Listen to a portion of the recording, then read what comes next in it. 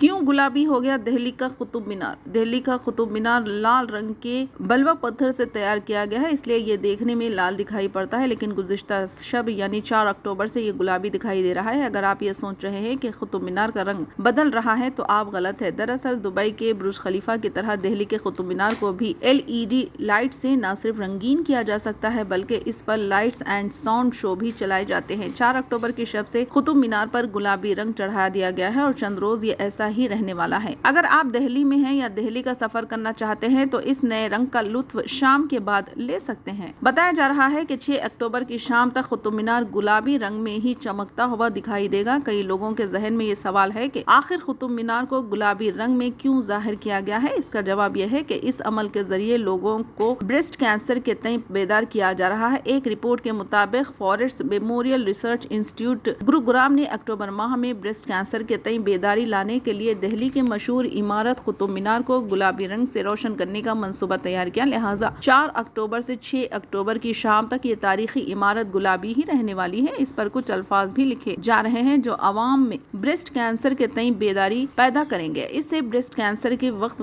पर जांच, जल्द शनाख्त और असरदार इलाज की अहमियत पर रोशनी डालकर लोगों को कैंसर से दिफा के तय बेदार किया जा रहा है।